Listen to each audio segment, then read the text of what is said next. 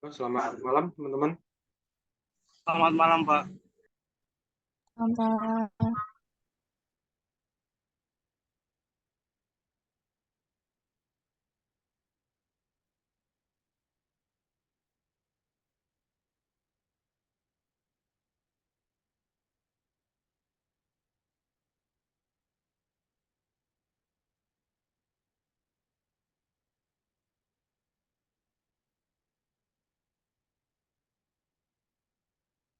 Oke, selamat malam, teman-teman.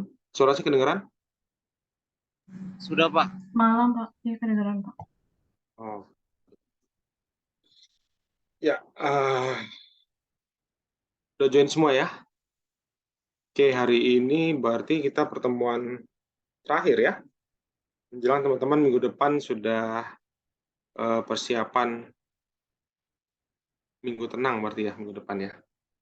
Tapi jangan terlalu tenang, nanti nggak ngapa-ngapain. Minggu depannya lagi sudah UAS ya. Oke, hari ini masih ada yang presentasi kelompoknya? Masih, Pak, kelompok saya, Pak. Skandar. Oke, silakan. Skandar, kalau mulai di-share materinya. Sebentar ya, Pak. Oke.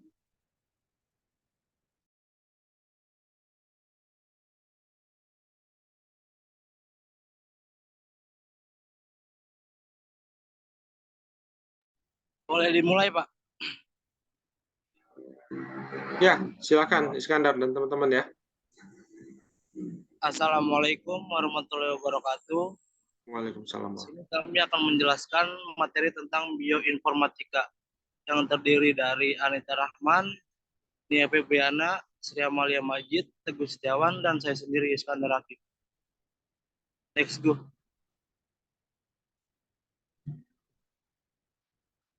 Sejarah. Istilah bioinformatik mulai dikemukakan pada menengah era 1980-an untuk mengacu pada penerapan komputer dalam biologi. Namun demikian, penerapan bidang-bidang dalam bioinformatika atau seperti pembuatan basis data dan pengembangan algoritma untuk analisis sekuens biologis sudah dipertontonkan semenjak tahun 1960-an. Kemajuan teknik biologi molekuler dalam mengungkap sekuens biologis dari protein sejak awal 1950-an dan asam nukleat sejak 1960-an mengawali perkembangan basis data dan teknik analisis sekuens biologis.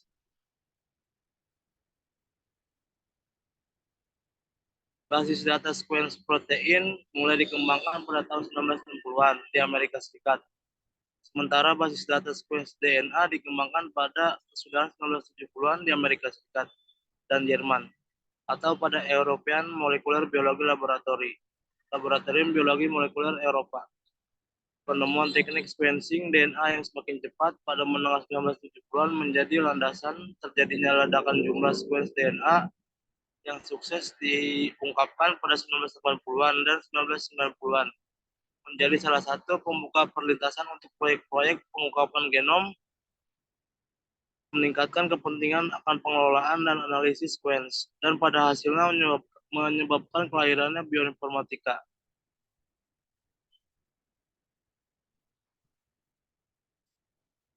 Penerapan utama bioinformatika, basis data sequence biologis.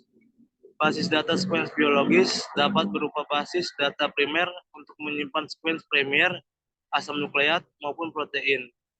Basis data sekunder untuk menyimpan motif sequence protein, dan basis data yang dibangun untuk menyimpan data yang dibangun protein maupun asam nukleat. Basis data utama untuk sequence asam nukleat saat ini adalah Genbank atau Amerika Serikat, MBL Eropa, DDBJ Inggris, Data Bank of Japan atau Jepang. Ketiga basis data tersebut bekerjasama dan bertukar data secara harian untuk menjaga kelonggaran cakupan masing-masing basis data. Sumber utama data sequence asam nukleat adalah submisi langsung dari periset individual, proyek sequencing genom, dan pendaftaran paten.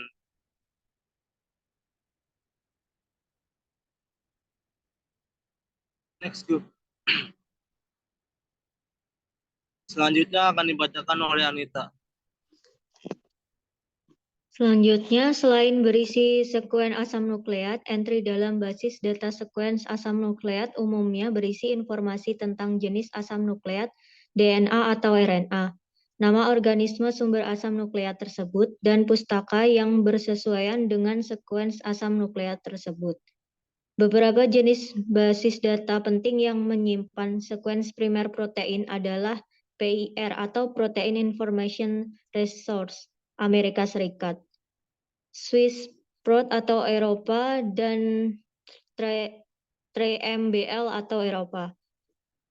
Ketiga basis data tersebut telah digabungkan dalam Uniprot atau yang didanai terutama oleh Amerika Serikat. Entry dalam Uniprot berisi informasi tentang sekuens protein. Dalam nama organisme sumber protein pustaka yang bersesuaian dan komentar yang umumnya berisi penjelasan mengenai fungsi protein tersebut. Lanjut. BLAST atau Basic Local Alignment Search Tool merupakan perkakas bioinformatika yang bersesuaian akrab dengan penggunaan basis data sequence biologis. Penelusuran BLAST atau BLAST Search pada basis data sequence memungkinkan ilmuwan untuk mencari sekuens asam nukleat maupun protein yang mirip dengan sekuens tertentu yang dimilikinya.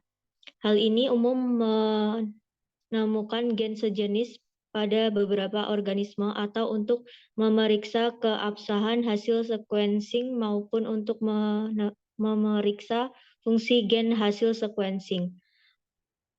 Algoritma yang mendasari kerja BLAST adalah penyejajaran sekuens. PDB atau Protein Data Bank.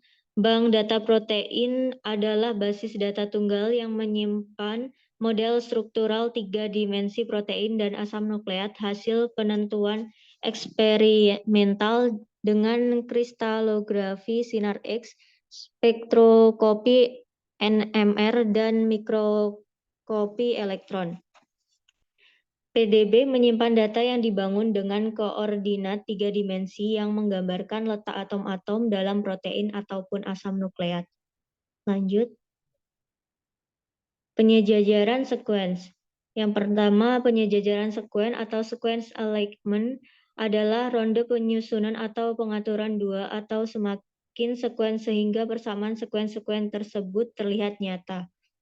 Hasil dari ronde tersebut juga dikata sebagai sequence alignment atau alignment saja.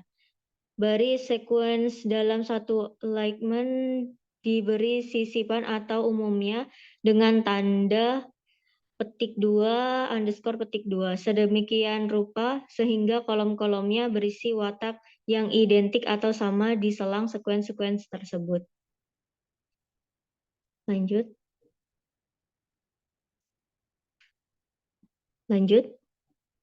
Contoh alignment DNA dari 2 sekuens pendek DNA yang berbeda. Tanda menunjukkan kecocokan atau match di selang kedua sekuens.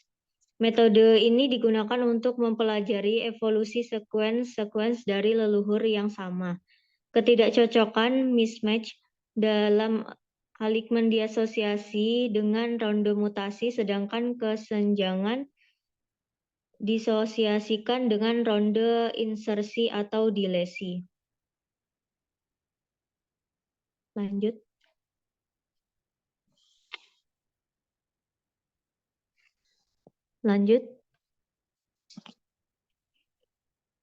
Selanjutnya akan dilanjutkan oleh Amalia Majid. Sequence alignment memberikan hipotesis atas ronde evolusi yang terjadi dalam sekuens-sekuens tersebut. Misalnya, kedua sekuens dalam contoh alignment di atas bisa sah berevolusi dari sekuens yang sama CCA, TGG, GCA, AC. Dalam kaitannya dengan hal ini, alignment juga dapat menunjukkan posisi-posisi yang dipertahankan selama evolusi dalam sekuens-sekuens protein yang menunjukkan bahwa posisi-posisi tersebut bisa sah penting untuk yang dibangun untuk atau fungsi protein tersebut. Sequence alignment juga digunakan untuk mencari sequence yang mirip atau sama dalam basis data sequence. DAS adalah salah satu metode alignment yang sering digunakan dalam penelusuran basis data sequence. DAS menggunakan algoritma heuristik dalam penyusunan alignment. Lanjut.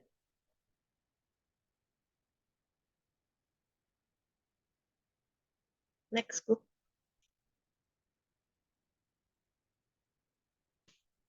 Beberapa metode alignment lain yang merupakan pendahulu DAS adalah metode Needleman-Wunsch dan Smith-Waterman. Metode Needleman-Wunsch digunakan untuk menyusun alignment global di selang dua atau semakin sequence. Adalah alignment atas semuanya panjang sequence tersebut. Metode Smith-Waterman berproduksi alignment lokal adalah alignment atas bagian-bagian dalam sequence. Kedua metode tersebut memainkan pemrograman dinamik dan hanya efektif untuk alignment dua sequence. Next.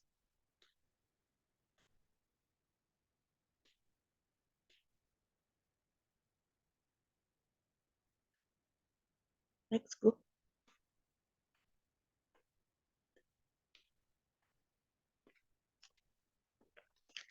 Kustal adalah program bioinformatika untuk alignment multiple atau multiple alignment. Adalah alignment beberapa sequence sekaligus. Dua varian utama Kustal adalah Kustal W dan Kustal X. Metode lain yang dapat diterapkan untuk alignment sequence adalah metode yang mengadakan komunikasi dengan Hidden Markov Model. HMM merupakan model statistika yang mulanya digunakan dalam ilmu komputer untuk mengenali pembicaraan manusia. Selain digunakan untuk alignment, HMM juga digunakan dalam metode-metode analisis sequence lainnya, seperti prediksi daerah pengkode protein dalam genom dan prediksi yang dibangun sekunder protein. Next.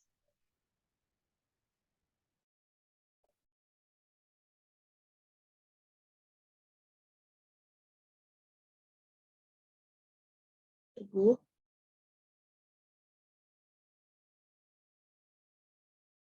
Prediksi yang dibangun protein.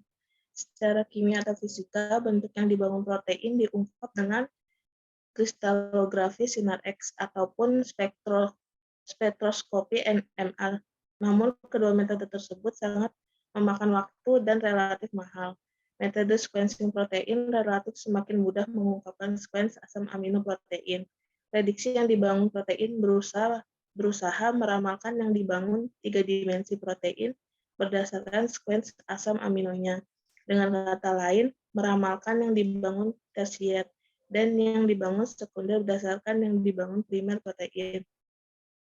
Metode prediksi yang dibangun protein yang benar saat ini dapat dikategorikan ke dalam dua himpunan adalah metode pemodelan protein komparatif dan metode pemodelan de novo. Selanjutnya akan dibaca oleh Nia Febriana.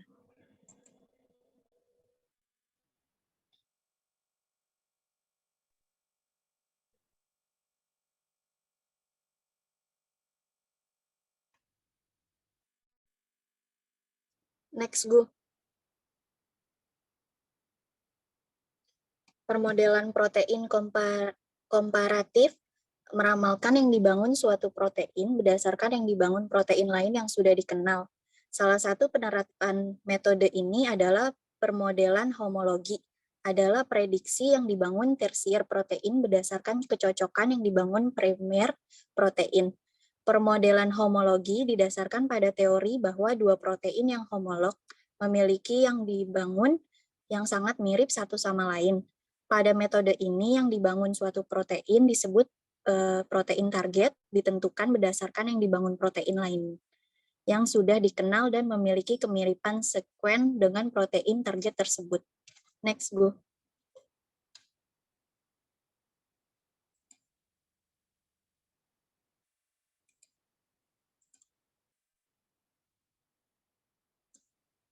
Lanjutnya, Gu. Penerapan lain permodelan komparatif adalah protein trading yang didasarkan pada kemiripan yang dibangun tanpa kemiripan sekuen primer. latar belakang protein trading adalah bahwa yang dibangun protein semakin dikonservasi daripada sekuens protein selama evolusi. Daerah-daerah yang penting untuk fungsi protein dipertahankan yang dibangunnya. Pada pendekatan ini yang dibangun yang sangat kompatibel untuk suatu sekuens asam amino dipilih dari semua jenis yang dibangun 3 dimensi protein yang benar. Metode-metode yang tergolong dalam protein trading berusaha menentukan tingkat kompatibilitas tersebut. Next, Gu.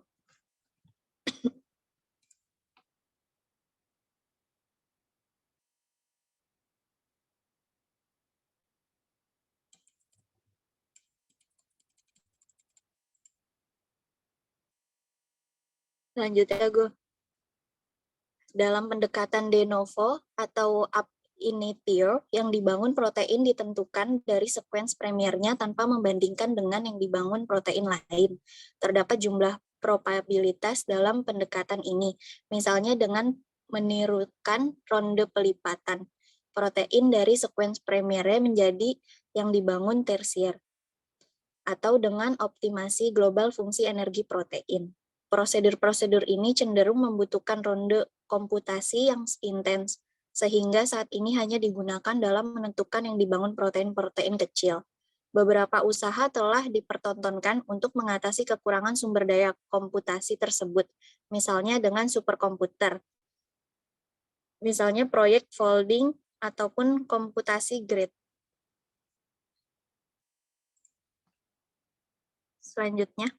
Selanjutnya akan dibacakan oleh Teguh. Analisis ekspresi gen. Ekspresi gen dapat ditentukan dengan mengukur kadar RNA dengan berbagai jenis teknik, misalnya microarray ataupun serial analysis of gene expression atau analis serial ekspresi gen SAGE. Teknik-teknik tersebut umumnya diterapkan pada analisis ekspresi gen skala akbar yang mengukur ekspresi jumlah gen atau bahkan genom dan berproduksi data skala akbar. Metode-metode pengalihan data atau data mining diterapkan pada data tersebut untuk mendapat pola-pola informatif. Sebagai contoh, metode komparasi digunakan untuk membandingkan ekspresi di selang gen-gen, sementara metode clustering atau clustering digunakan untuk mempartisi data tersebut berdasarkan kecocokan ekspresi gen. Untuk link YouTube-nya nanti bisa dilihat sebentar dulu buat di-share.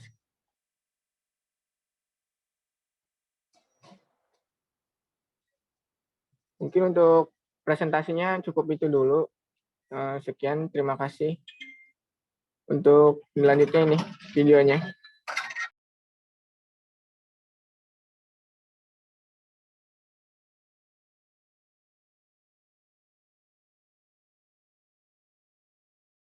Suaranya belum tampil, Go.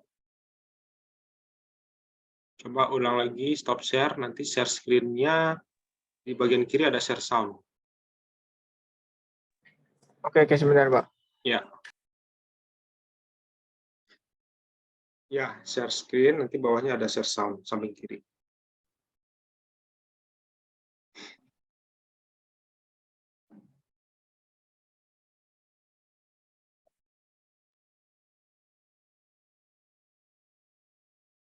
Halo semua, Ya, udah keluar. Harus nanti Di full screen aja. 1201069 dari kelompok 1 paralel 1 praktikum prinsip bioteknologi aquaculture. Ujung kanan. Ujung kanan yang kotak itu ke bawah. Nah, sebelahnya. Nah, itu ya.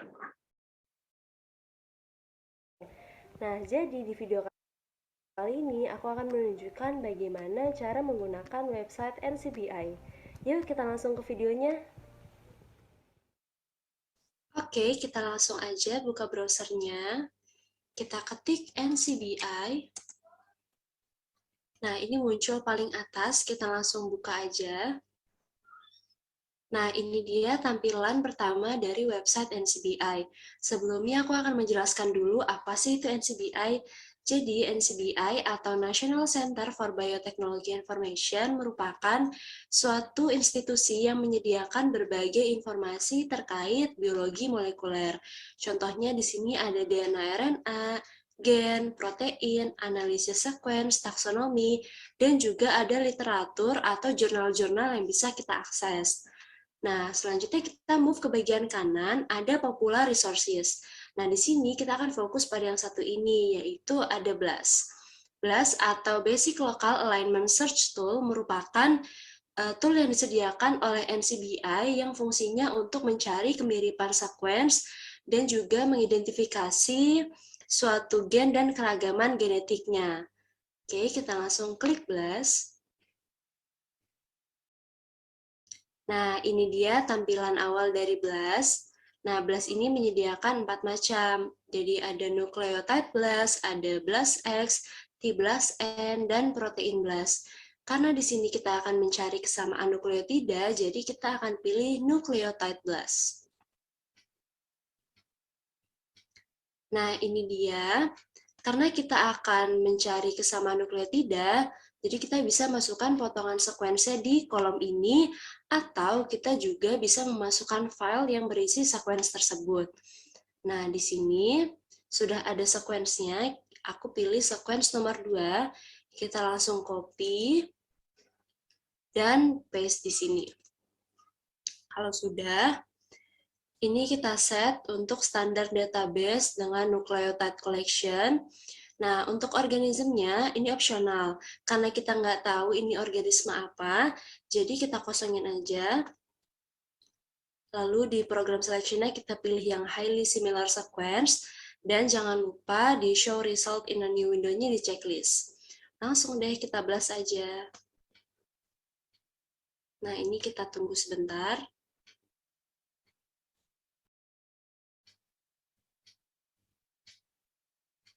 Ini dia hasil dari sequence yang sudah kita input tadi.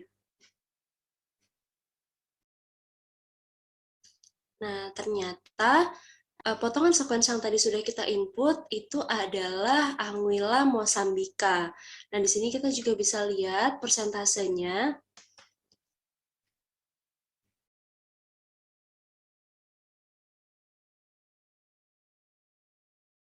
Oke. Nah, dari 100 hasil yang ditampilkan di sini, semuanya 100% adalah Anguilla mosambica. Nah, langsung kita search dulu, apa sih Anguilla mosambica itu? Nah, ternyata Anguilla mosambica itu merupakan salah satu jenis ikan sidat yang berasal dari benua Afrika. Sekian untuk video kali ini, lebih dan kurangnya mohon maaf. Wassalamualaikum warahmatullahi wabarakatuh. SK2 Skin Power Cream.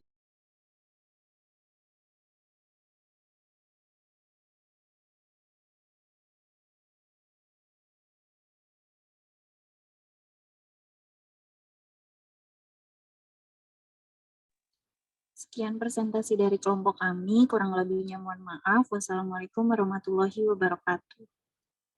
Waalaikumsalam warahmatullahi wabarakatuh. Oke, yang lain masih standby, teman-teman? Masih, Pak. Masih. Oke, ya. Seperti yang lain nggak join di dalam, kita nanti akan masih kisi-kisi ya untuk UAS nanti. Oke, terima kasih kelompok bioinformatika ya, tadi Nia Febriana dan juga teman-teman tadi ya yang sudah menyampaikan, Teguh juga tadi ya sudah presentasi dan yang lain. Tadi ada lagi di jalan juga naik motor, Iskandar udah nyampe belum? Jangan sampai kedua kupingnya ketutup ya. Biasanya pakai headset dua-duanya ketutup, wah nggak konsen di jalan, hati-hati itu. Oke. Tadi materinya saya kaget tuh, slide-nya kalau nggak salah ada 101 ya. Jam berapa kelarnya nih? Saya kaget ngelihat, ternyata cepat juga ya. Pak, itu belum di-crop. Belum di-crop ya. Oh, 101. Wow, bisa selesai nanti imsak nanti tuh subuh. Oke. pada dasarnya sih bioinformatika kita nggak terlalu mendalami lebih detail ya untuk informatika karena itu lebih banyaknya untuk computerized, kita nggak sampai praktekkan ke sana. Jadi memang itu bagaimana memanfaatkan teknologi komputer untuk melakukan sequence DNA, jadi melihat urutan dari DNA. Kita kan kalau lihat panjang banget kan ya, panjang urutan-urutannya itu panjang sekali. Kalau kita tulis secara manual atau ditulis kan nggak bisa, makanya ditulis menggunakan komputer. Nah dari komputer itu juga mereka punya bank data kan, data sedemikian banyak dia akan mengetahui itu proteinnya apa. Dari protein ini ketahuan nanti termasuk apa sih ini? Apakah ini termasuk tumbuhan, hewan atau apa? Nanti itu terlalu luas, sangat luas sih bioinformatika ini dalam hal penggunaan ya.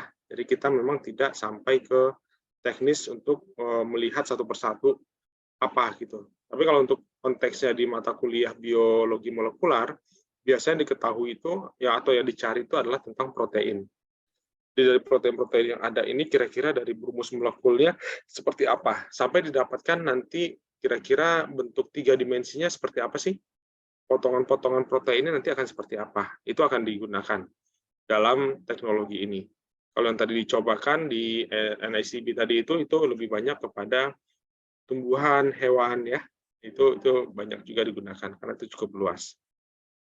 Oke, itu aja tambahannya sedikit tentang bioinformatika. Saya juga tidak memasukkan itu ke dalam UAS-nya teman-teman ya. Karena itu teknis sekali dalam proses computerized. Oke. Sekarang saya mau share, sampaikan ke teman-teman ya tentang kisi-kisi untuk UAS biologi molekular. Tapi di sini saya sampaikan dulu ke teman-teman kalau untuk biologi molekular ini kan tim dosen, jadi ada 2, saya dan Pak Marta. Teman-teman udah pernah dengan Pak Marta sebelumnya? Pernah Pak, tapi botani. Oh botani ya, botani yang lain. Oke. Nah, soal Pak Marta mungkin nanti saya akan share aja ke teman-teman ya, kisi-kisinya ya, di beberapa, mungkin nggak semua juga, supaya teman-teman tetap baca yang lain. Tapi saya akan coba, tapi saya belum dapat finalnya seperti apa yang diberikan, tetapi nanti soalnya itu kan dari 40 soal, nanti dari sekre akan lebur tuh. 20 soal saya, 20 soalnya Pak Marta. 20 lagi untuk kelas lain, kan ada kelas di hari Sabtu satu lagi tuh, di biologi molekular juga, itu sama, 20 soal saya, 20 soal Pak Marta. Jadi kalau misalnya saya udah buat 40, 1 sampai dengan 40, mungkin dipotong tuh 1 sampai 20 soal saya, 21 sampai dengan 40-nya nanti soal Pak Marta. Atau sebaliknya, soal saya yang belakangan, soal Pak Marta yang duluan gitu. Jadi ada 50% soal yang akan teman-teman dapatkan nanti untuk UAS nanti ya. Terus fair nggak nanti kan nggak diajarin oleh Pak Marta gitu ya. Ya kita kan tetap namanya ada tim dosen, jadi tetap perlu teman-teman pelajari secara komprehensif ya apa yang ada. Oke nanti saya akan coba share juga beberapa pertanyaan yang diberikan oleh Pak Marta. Mungkin dari sisi pertanyaan, dari sisi bahasa mungkin agak sedikit berbeda mungkin ya. Mungkin teman-teman sudah pernah pengalaman sebelumnya, lebih detailkah atau mungkin lebih general, itu kan teman-teman yang bisa menilai nantinya ya. Cuma di kondisi saat ini saya akan coba sampaikan beberapa hal terkait dengan soal-soal yang saya sudah siapkan. Ya. Oke, saya mulai untuk beberapa kisi-kisi ya teman-teman ya untuk UAS nanti. Yang pertama teman-teman, soal yang pertama nanti coba pelajari definisi dari materi yang pertama kita sudah pelajari pasca UTS. Itu ada polimorfisme. Apa sih polimorfisme, masih ingat teman-teman? ABC ya, bukan esai ya. Kalau mikirnya esai lagi.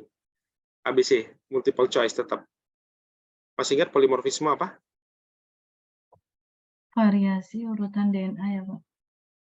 Gimana Sel? Coba kurang lengkap, dilengkapi lagi bisa?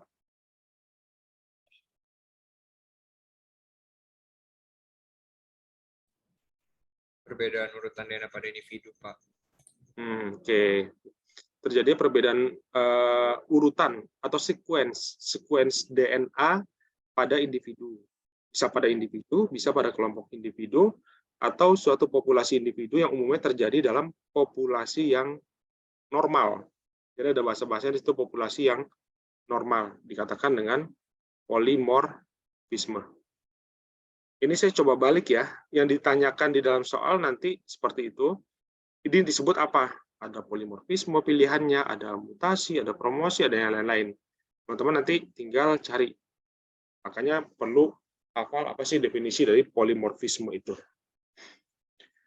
Kemudian batasan mutasi dengan polimorfisme, cut off point-nya berapa persen?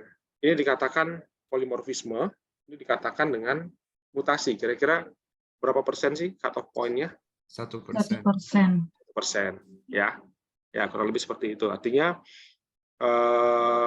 kalau minimal 1% atau 1% lebih itu polimorfisme. Tapi kurang dari situ, biasanya itu lebih kepada hal mutasi ya.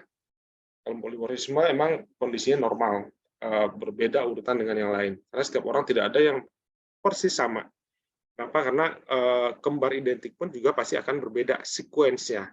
Urutan bahasa minimal ada yang 1 atau 2, yang SNP yang kemarin kita bahas ya, itu pasti akan berbeda. Tapi kalau mutasi, ya itu suatu kondisi yang tidak normal. Oke, kemudian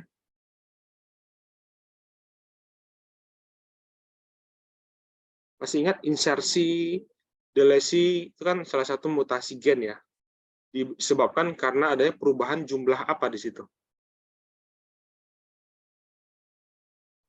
Basa nitrogen. Ya, basa nitrogen. Basa nitrogen teman-teman kan tahu ya, basa-basa nitrogennya itu yang adenin, guanin, sitosin, timin gitu-gitu kan ada perbedaan jumlahnya di situ. Ada yang masuk insert, kalau biasa di Excel gitu ya, teman-teman kan biasa pakai Excel mau masukin data insert aja, insersi. Tapi ada juga yang atau di delete ya, delesi dia dihilangkan. Itu apa yang dihilangkan ya basa nitrogennya.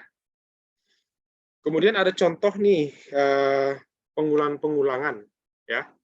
Pengulangan-pengulangan ada sequence DNA-nya saya sebutkan begini. AT, AT, AT. Merupakan short tandem repeat polymorphism apa? Ada mononukleotida, trinukleotida, tetranukleotida, dinukleotida apa tuh? Termasuk yang mana? AT, AT, AT. Dinukleotida. Kenapa di? Kenapa nggak tri? Karena 2 yang diulang-ulang. 2 aja ya. AT diulang, AT lagi diulang, AT lagi diulang. Walaupun ada 3 di situ, tapi tetap pengulangnya ada 2 basa nitrogen aja. Gitu. Yang lain paham? Yang lain? Teman-teman? Paham, Pak. Paham ya. Dengerin nggak nih yang lain? Dengerin. Dengerin, Pak. Dengerin ya. Oke, Pak. Ya, oke. Terus tadi udah. Kalau TAG, TAG, TAG?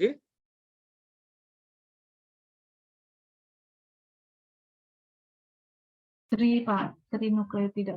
Iya. Kenapa? Karena ada? Ada 3. 3 ya. Ada timin, adenin, dan guanin. Timin, adenin, guanin. Timin, adenin, guanin. Jadi ada 3 basa nitrogen di situ. Artinya itu termasuk short tandem repeat polymorphism yang trinukleotida. Kalau itu kan yang short tandem repeat ya, STR. Tapi kalau short tandem repeat-nya yang pengulangan repeat ya, AATG, AATG, AATG itu berapa kali repeat? AATG, AATG, AATG.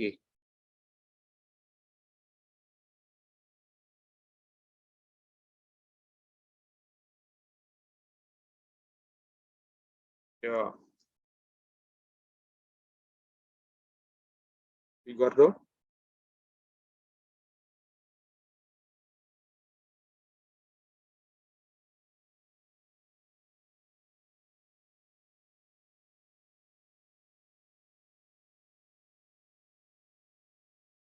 Halo, sih putus nggak nih? Enggak, Pak. Nggak. Lupa Pak. Maksudnya gimana, Pak? Yang ngeleng apa gimana? Oh, nggak ngerti. Kalau ngerti bilang. Gini, jadi kan ada, kalau tadi kan short tandem repeat polymorphism, ada yang di nukleotida berdasarkan dari basanya, pengulangan basa trinukleotida. Tapi kalau berdasarkan repeat atau berdasarkan pengulangan repeatnya, kalau AATG, AATG, AATG itu berapa kali pengulangan? Repeats, tahu kan repeats? 3 kali ya Pak. Ulang. Repeat. Ya, diulang. Pengulangan. Artinya itu ada 3 kali diulangi. Kalau tadi teman-teman yang pertama kalau di nukleotida, trinukleotida, lihat dari jumlah basanya. Tapi kalau ini, kalau ada pernyataan repeats, kan ada repeat, ada juga SNP kan. Kalau short tandem repeat, ada yang pengulangannya itu repeatnya, ya. Kalau yang kayak tadi berarti 3, tinggal hitung aja ATG, berarti ada ATG lagi, ada ATG lagi, berarti oh ini 3 nih, 3 kali pengulangan. Kalau ada 1 lagi di situ berarti 4 repeat. Kalau cuma 2 di situ berarti 2 repeats. Nanti tinggal dihitung, ya. Oke, yang penting paham cara untuk mengetahui atau menghitungnya. Kemudian masih ingat yang alel-alel, masih ingat? Apa tuh alel?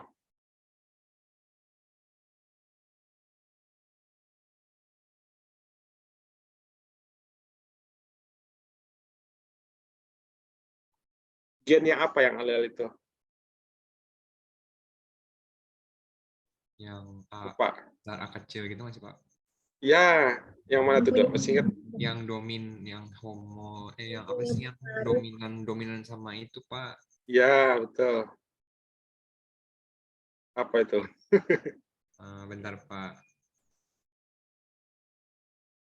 Kalau yang T besar, kalau alel itu kan gen yang berpasangan. Kalau misalkan T besar dengan T besar dia homozigot dominan, kalau T besar T kecil heterozigot, kalau T kecil homozigot resesif. Kalau alel homozigot resesif ditandai dengan apa tadi? Huruf kecil semua. 2 huruf kecil semua. Ya. Karena dia resesif ya, bukan dominan kan? Ada kan slide-nya yang gitu ya? Iya, Pak. Yang lain masih punya nggak? Kalau nggak tanya yang punya ya. Masih, Pak. Masih. Tadi berarti alel itu adalah gen yang berpasangan, tersebut dengan alel. Kemudian kita ngomongin tentang enzim-enzim nih. Enzim yang melakukan replikasi terhadap DNA apa? Enzim yang mereplikasi DNA satu basa pada satu waktu tertentu? DNA replikasi. Bukan. Helikase bukan? Bukan. Helikase itu yang motong. Kalau yang mengelemnya apa? Yang merekatkan kembali? Ligase. Iya, Ligase. ligase, Pak. Ligase, itu ya ligase. Kalau yang untuk yang mereplikasi itu enzim DNA polimerase. Coba lihat lagi materinya ya. Oke, kemudian kita akan bicara tentang terjadinya oksidasi. Kalau oksidasi itu kan biasanya seperti suatu kondisi, kalau di kimia ya, itu bereaksinya dengan oksigen kan, oksigen aktif di situ. Nah, di sini oksigen basa merupakan sumber kerusakan DNA yang berasal dari faktor apa? Oksidasi basa. Sumber kerusakan DNA yang berasal dari faktor yang mana? Ada faktor endogen, ada eksogen, ada ROS, ada depurinisasi, ada hidrolisis basa. Kira-kira itu termasuk yang berasal dari faktor mana? Eksternal. Endogen. Eksogen Pak, endogen? Eksogen. Endogen, Pak. Yang mana yang benar? Ada yang bilang dari endogen dari dalam ya. Tahu. Ada yang dari eksogen, dari luar. Itu mutasi DNA kan ya Pak? Iya. Iya, Eksogen nggak sih? Kan kerusakan. dia ada dua tuh, fisika sama kimia. Heeh. Dia dari yang kimianya. Kayaknya endogen deh, Pak. Coba lihat lagi nanti ya. Coba cek lagi. Antara dua itu, kalau nggak endogen, eksogen. Nanti di slide ada kok, oksidasi basa, dan lain-lain itu ada. Sumber internal dari dalam ya, ada juga sumber yang dari eksternal, dari luar. Kita coba lihat. Kalau internal kan dia kesalahan perpasangan basa nggak sih Pak? Mispaired base. Mid-spare base ya. Coba cek lagi, itu yang eksternal apa internal? Internal. Kalau ini eksternal kan, kalau oksigen. Iya, kalau oksidasi. Tapi endogen. Nah, coba saya coba cek lagi di slide nomor berapa ini taruhnya ya. Bentar. Di slide-nya endogen, Pak. Slide-nya endogen. Kan ada 4 tuh, ada oksidasi basa, ada alkalisasi basa, ada hidrolisis basa, dan juga depurinasinya. Ya. Kerusakan endogen terjadi akibat oksidatif reaktif berasal dari hasil samping metabolisme, khususnya proses deaminisasi oksidatif. Artinya kalau proses metabolisme terjadi di luar tubuh apa dalam tubuh biasanya? Di dalam tubuh. Dalam tubuh. Berarti disebut juga dengan yang endogen. Gimana Dok? Udah ketemu? Kita lihat lagi ya. Iya Pak. Kalau yang eksogen, yang dari luar tuh macam-macam, banyak juga.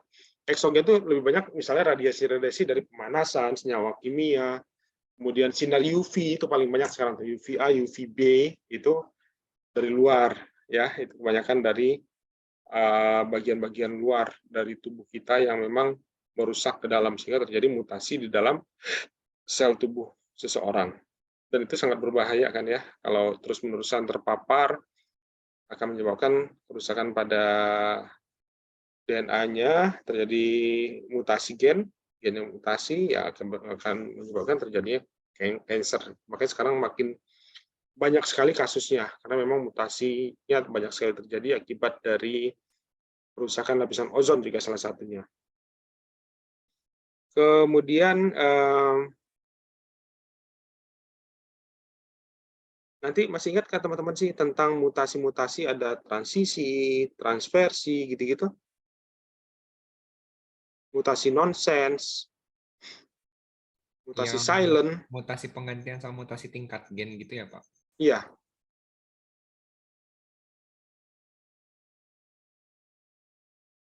Mutasi nonsense, masih ingat? Di slide-nya ada ya?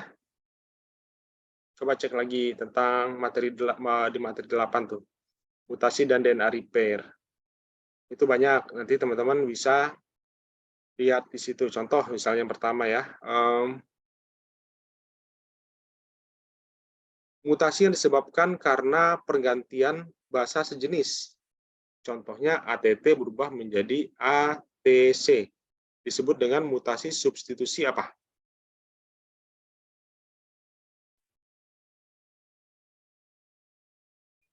Transversi ya Pak? Coba lihat lagi. Sejenis ATT berubah menjadi ATC.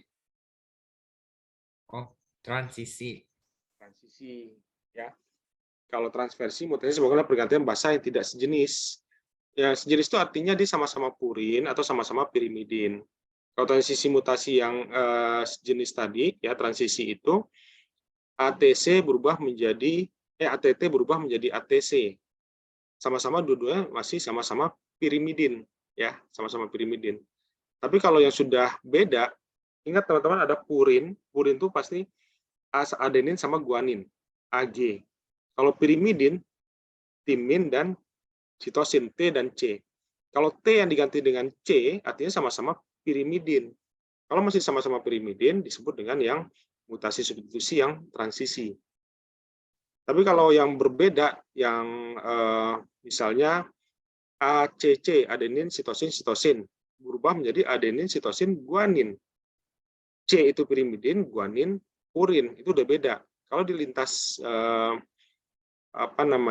basa tersebut, maka dia disebut dengan transversi. Ada transisi, ada yang transversi. Masih ingat? Coba dibaca lagi nanti ya, itu banyak terkait dengan mutasi-mutasi yang terjadi ya, di bagian mana yang terjadi. Kalau terjadi di bagian sama-sama purin atau sama-sama pirimidin, berarti dia hanya transisi aja. Tapi kalau sudah berbeda antara pirimidin dan purin, berubah basa nitrogennya, maka dia disebut dengan transversi.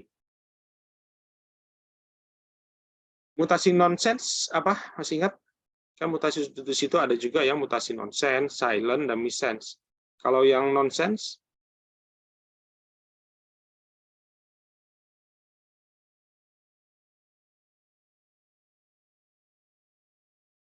Munculnya codon stop ya. ya ada codon stop-nya di situ. Apa codon stop contohnya?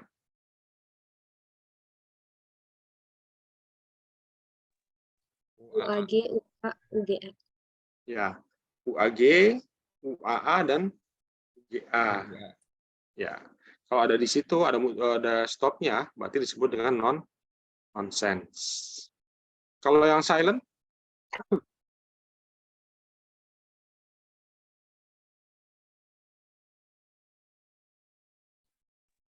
yang di metode ketiga dari codon ya Pak? Ya, kodenya berubah, tapi asam amino tetap. Kan satu asam amino itu ada beberapa kode kan? Ya, dia berubah, tetapi dia masih tetap sama-sama asam amino tersebut. Itu misalnya sama-sama valin kah, sama-sama leusin, sama-sama trionin. Dia tetap berubah dari urutannya, tetapi asam aminonya sama, disebut dengan mutasi silent. Ya. Tapi kalau udah missense, salah arti atau missense, itu artinya kodonnya berubah dan asam aminonya juga berubah. Ya. Tuh, mutasi-mutasi banyak kan di arah sana. Jadi harus paham nanti kalau perubahan-perubahannya itu seperti apa. Ada yang silent aja, ada yang sampai dengan mutasi missense, benar-benar berubah kodon, asam aminonya juga berubah. Tapi kalau silent, asam aminonya tetap yang itu. Karena ingat kemarin kan kita udah bahas di ini ya, di urutan-urutannya misalnya alanin, GCU alanin, GCC alanin, GCA alanin juga. GCG juga alanin. Kalau dia berubah menjadi itu aja, sama-sama alanin tetap, ini masuk dengan yang silent. Kalau sudah yang missense, ya salah arti, artinya dia sudah benar-benar berubah. Tidak hanya kodonnya, tapi juga asam aminonya juga berubah. Ya. Coba terbaca-baca lagi.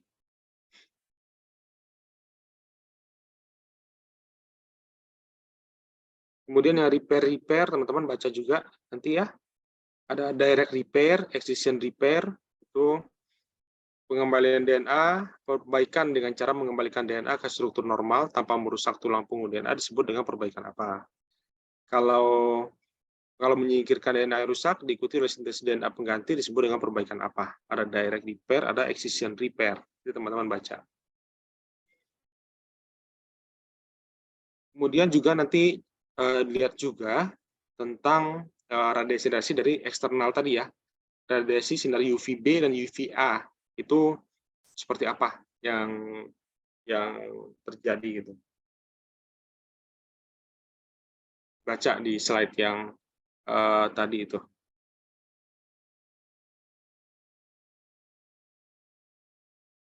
Oke, kemudian yang lain di luar yang mutasi-mutasi tadi, teman-teman baca juga tentang yang berikutnya ya, penyakit-penyakit genetik. Itu banyak beberapa saya tanyakan di materi ini. Kemarin juga kelihatannya Pak Marta juga banyak concern juga di situ ya, atau nanti ada yang sama di sana tentang kromosom ya. Kromosom ini pada manusia ada berapa pasang? Normal ya, kita ngomongin normal. 23 pasang. Kromosom 23 pasang. Tapi kalau autosom? 1. Itu yang sendiri apa yang tunggal ya, individu? Yang autosom. Ada manusia yang sendiri, satu orang tunggal. Ada berapa kromosom? Autosomnya. Kan ada autosom, ada genosom, gonosom kan? Autosom berapa pasang? Lihat lagi ya. Oke.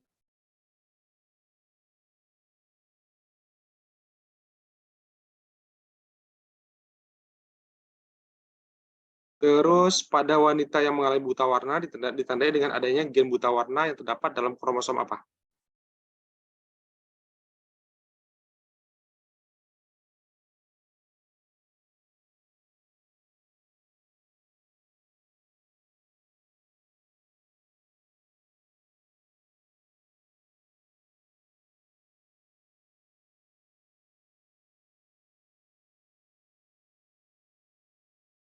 XCB, XCB. Apa, Zahira? XCB, XCB. Ya. CB itu singkatan dari apa? Colorblind. Ya, colorblind ya. XCB, XCB. Kalau yang carrier? XCBX. XCB, X. Kenapa nggak XCBY?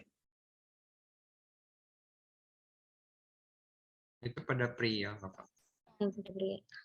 Ya, oke. Kalau pada pria, dia XWY kan? XY. Tapi kalau pada wanita, XX. Artinya kalau dia carrier, berarti XCBX. Kemudian kalau seorang wanita carrier menikah dengan pria buta warna, kemungkinan nanti anaknya buta warna berapa persen?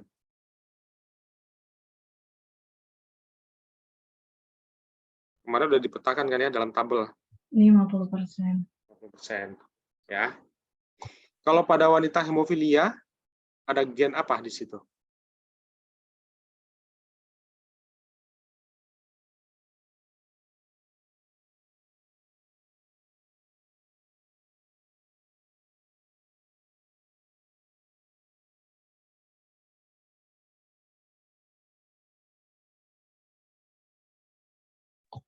XH. Kalau pada pria? XHY. Pria ada yang carrier nggak? Nggak ada.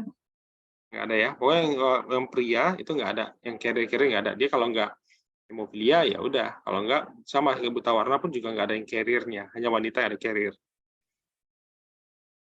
Kalau pada kondisi Down syndrome itu terjadi penambahan apa? Pada kromosom nomor berapa? 21. Ya. Ananda 21. Ananda pindah ke sore ya, Ananda? Iya, Pak. Oh, pindah ke sore. Okay. Iya. Bapak nantiin saya ya. Biasanya kan Sabtu, bareng sama Flo.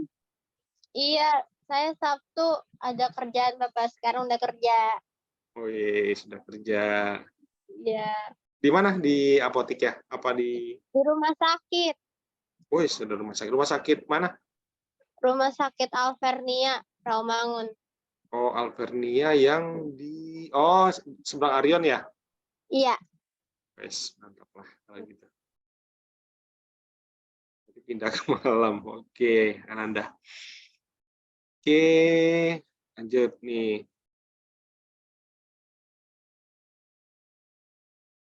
Nanti baca juga tentang Turner syndrome ya, teman-teman ya. Turner syndrome itu, sindrom Turner penyebabnya apa?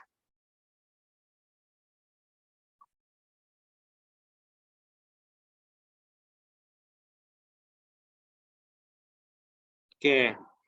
Kemudian baru tentang DNA rekombinan, ya, DNA rekombinan yang menyambung tadi enzim apa? Ligase. Kalau yang memotong? Helikase. Nah.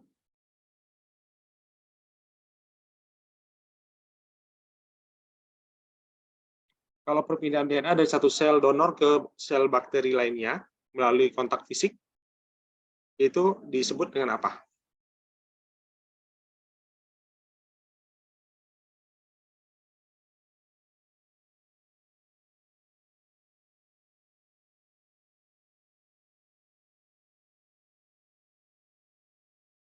Konjugasi. Ya, itu kan salah satu perpindahan DNA dari satu sel donor ke dalam sel bakteri lainnya.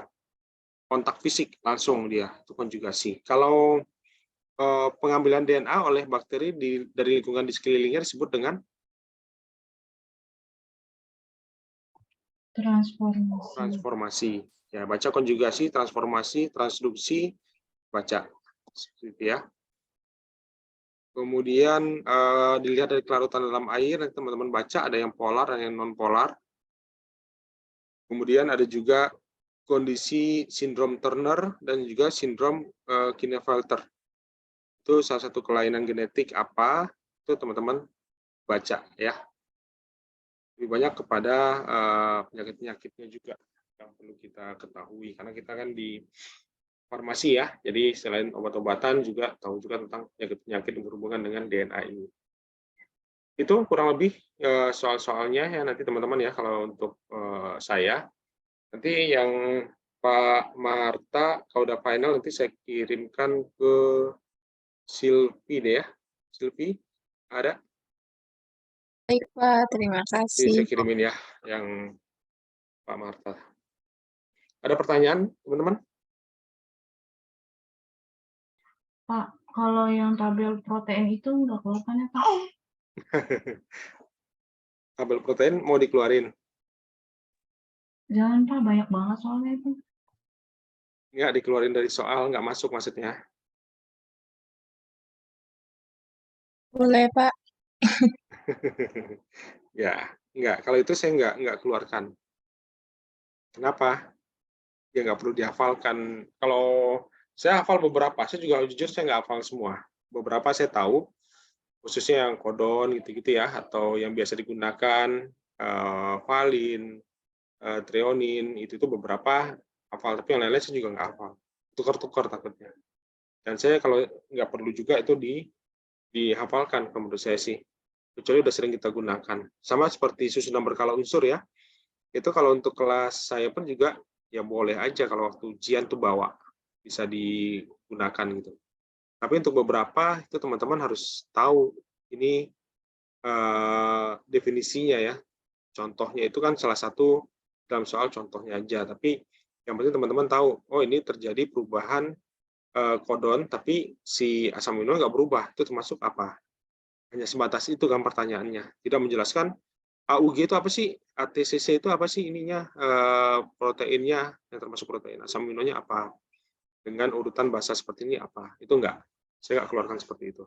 Saya yakin Pak Marta juga enggak.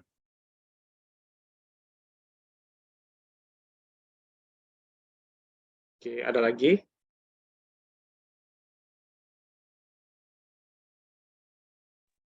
Maaf, ini kelas pagi sama kelas sore kisi-kisinya sama kan, Pak?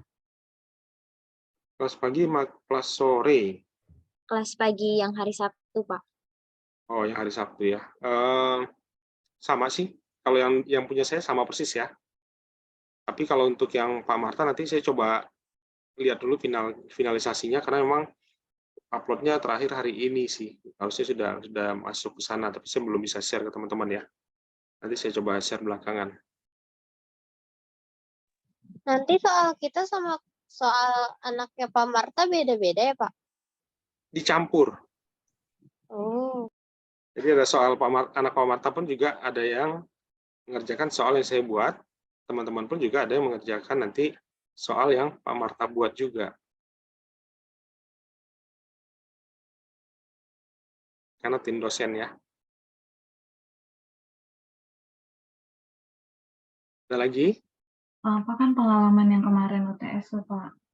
Kelas saya kan banyak yang Kenapa? out of text gitu loh, maksudnya di luar dugaan lah gitu, Pak. Kira-kira nanti kayak gitu lagi nggak, Pak? Bisa jadi. Bisa jadi, ya. Karena yang di UTS kemarin pun juga yang di luar itu beberapa soal Pak Marta semua sih memang. Iya Pak, kebagiannya yang soal Pak Marta semua kayaknya deh Pak. Kemarin. Banyak kan kemarin soal Pak Marta ya. Ya, itu yang saya katakan tadi sebelumnya, karena stressingnya beda-beda, stressing tertentu.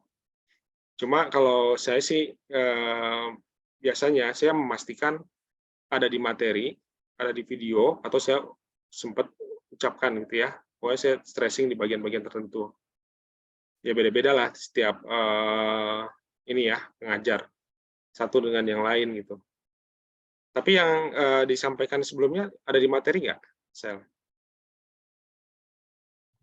Mungkin ada, tapi detail banget gitu Pak. Kita nggak benar-benar sedetail itu Pak. Terlalu detail banget ya, terlalu.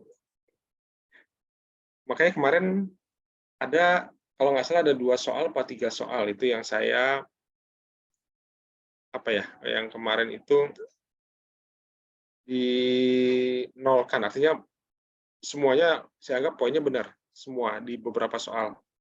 Karena ada beberapa kemarin kan di teman-teman sampaikan kan ya sebelumnya, Pak ini nggak ada, ada kan? Ya nggak? Iya, ada Pak. Nah, kan ada kenaikan itu ada berapa poin tuh, ada 7,5 poin kalau nggak salah saya tambahkan masing-masing semua. Iya, kayaknya benar Pak. Ya, nanti kita lihat lagi ya nanti. Saya pun juga belum tahu persis nih nanti akan seperti apa dari kelas sebelah. Cuma ya kalau saya sih pengennya fair. Fair itu artinya diajarin, yaitu yang ditanyakan materinya ada, kemudian juga minimal di video juga ada. Artinya teman-teman udah dibekalin dan harusnya ada di situ. Kecuali esai ya. Esai kan bisa jadi pengembangan teman-teman bisa belajar dengan yang lain. Tapi kalau materi-materi ABC ini kan benar-benar kalau salah ya salah. Kalau jawabannya benar, ya poinnya akan langsung keluar gitu kan. Kalau esai kan masih ada kalau mengarah-ngarah, oh oke nih masih bisa dapat penilaian. Tapi harus tetap objektif juga ya. Kemudian nanti juga seperti itu tapi bagaimanapun nanti pasti teman-teman akan dapat 50%-nya soal dari kelas sebelah. Kelas sebelah pun juga pasti akan dapat soal yang saya buat.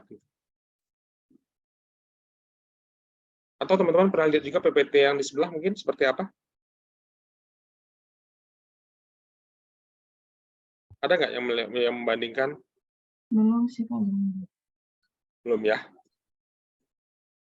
Kalau protein keluar nggak Pak nanti Pak? Protein sedikit. Tadi kan udah dibahas tentang protein. Nggak terlalu banyak.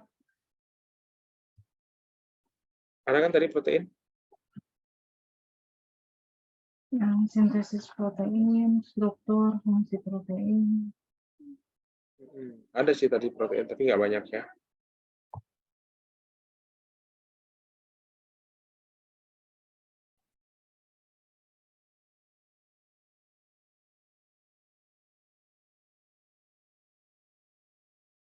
Polimorfisme sih nggak ada.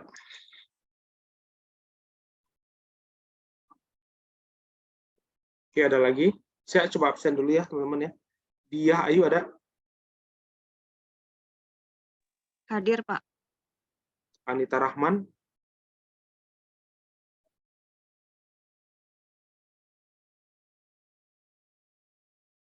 Nggak ada ya? Oh, ada nih. Mala? Hadir, Pak. Muhammad Romli?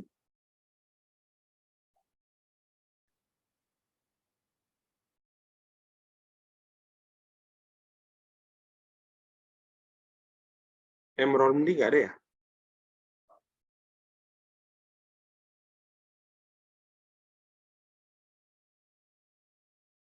Yulita? Hadir, Pak. Ravelina?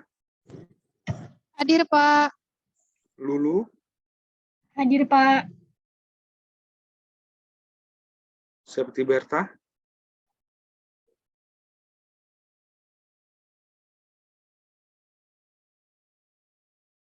Septi Berta nggak ada ya? Ayo dia? Hadir, Pak. Pananda? Sela? Hadir, Pak. Sri Amalia, Hadir, Pak. Iskandar, Hadir, Pak. Nia Febriana, Hadir, Pak. Azahra,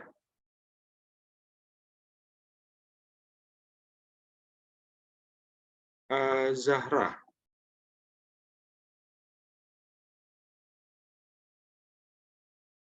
Sorry, Azahira.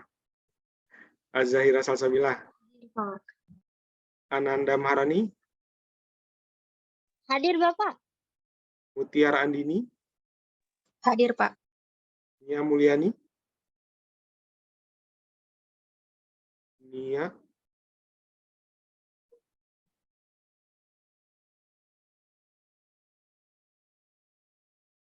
nggak ada.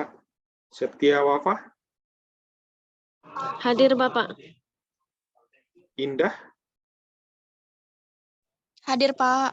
Indah Octavia. Teguh,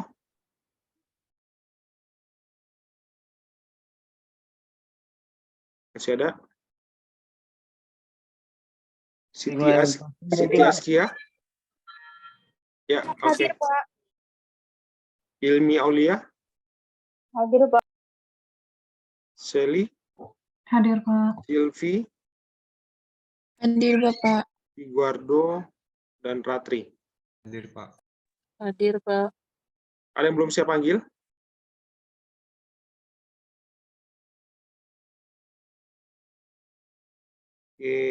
Tadi Muhammad Romli nggak ada ya?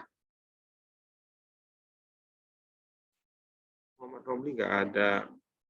Septi Berta? Nggak ada ya? Satu lagi tadi yang nggak ada, Nia Mulyani. Nggak ada juga. Oke. Oke, baik. Itu teman-teman ya. Pertemuan kita terakhir hari ini. Mudah-mudahan bisa dapatkan hasil maksimal ya untuk semester ini. Tidak hanya mata kuliah ini, juga mata kuliah yang lain. Mulai dipersiapkan dengan baik. Atur waktu ya. Atur waktu juga atur fisik juga. Jangan sampai terlalu diporsir, tapi hasilnya malah jatuh sakit juga. Tapi harus diaturlah segala macamnya. Teman-teman pasti tahu waktunya kapan yang paling tepat untuk belajar, yang masuk gitu. Kalau dipaksakan banget, kadang-kadang bingung juga ya, masing-masing beda-beda caranya, waktunya, segala macam. Silakan dicari yang terbaiknya, mudah-mudahan semuanya lancar, dan sampai ketemu lagi di semester berikutnya ya. Semua, terima kasih perhatiannya, mohon maaf kalau saya ada yang kurang berkenan, terima kasih semua, selamat malam, Assalamualaikum warahmatullahi wabarakatuh. Terima kasih, Pak. Terima kasih semua, sehat-sehat semua. Terima kasih. Silakan. Jelek.